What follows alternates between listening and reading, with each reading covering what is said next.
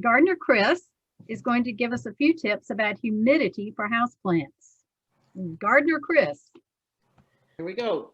Take it away. I love hearing about all these veggies because I don't grow veggies. I don't have enough sunshine outside for them. So thank you very much, Liz. In terms of house plants, of course, obviously there's many factors affecting the plant growth indoors: light, water, temperature, humidity, ventilation, fertilization, and the type of soil you're using. Any one of these is if it's incorrect, it'll prevent the proper plant growth inside. I mean, that goes without saying. What I'm going to discuss here is just humidity. Again, recognizing that all these factors work together.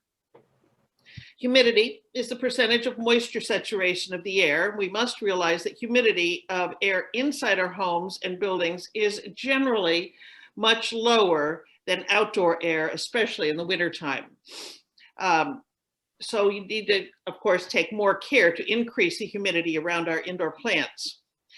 According to the Mayo Health Clinics, of course, the ideal relative humidity for health, that means human health and comfort, is somewhere between 30 to 50% humidity. So you don't want to go over that amount. Otherwise, you're going to get mold or mildew, insect infestation, and damage, of course, to furniture and appliances in the home. So our concern, again, is more acute in the colder months when plants are brought inside to protect them from lower outdoor temperatures. We can create better humidity levels within our homes with some easy solutions.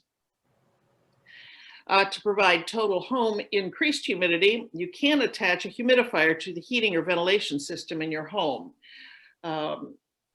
I don't have that. Some people have. I'm not sure that I would trust it to be able to adjust for different types of plants.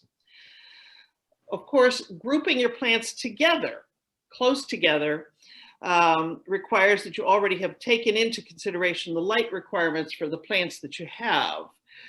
So fortunately, I've got a southwest facing front, so I can just cram my windows with lots and lots of plants. And that really helps. And having them grouped like that, and of course, with different layers of plants, will help you to increase humidity levels. My favorite way is to place gravel trays under the plant containers and keep an even water level in the gravel. Of course, make sure the bottom of the pot does not come in contact with that water in the pebble tray to avoid overwatering damage to the plant's roots. In the picture there, you're seeing also spraying a fine mist on the foliage. This is not very effective unless you repeat it throughout the day. In other words, several times a day. I'm not willing to do that, but it is something that you could do. And also there are many plants that don't want to have their leaves wet. African violets come to mind immediately because you always want to try to water them just from underneath. When you do spray, make sure that you stop this into mid-afternoon because you want the plants to be dry by nighttime. You don't want that water staying on those leaves at nighttime.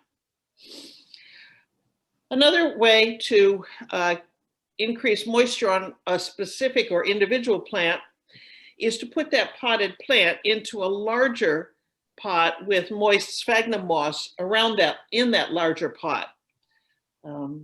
Again, not something I've tried, but it is something you could try. Don't forget that indoor plants are also very sensitive to drafts or heat from registers. In most of our homes, our registers are located, of course, right underneath the windows, which is what we're using for the light source for the plants. So those are exactly the dry air that decreases the relative humidity that our plants do need. So you need to take that into account. Careful balancing of light, humidity, and ventilation in our homes is what we need to consider for our outdoor, or rather our indoor plants to thrive inside. So there we have it. Most of that is something we'd all sort of expect anyway, but just food for thought many times. Anybody have any questions? I have one. Okay. So, can you, Chris, can you put like maybe a cup of water near your plants? Would that be helpful to increase the humidity if you're not unwilling to spritz them? Absolutely. That would be great. In fact, what that will show you is how quickly that water is going to be taken up in the air. And I think you'll find it'll go pretty fast. Well, the other suggestion I have is for the air vents, there's these little plastic air diverters you can buy that will, instead of doing the air like straight up, you can make it go sideways. It may not be perfect, but in some instances it might be helpful if you're trying to get the air to not be hitting a plant near the window. Absolutely. Another good suggestion.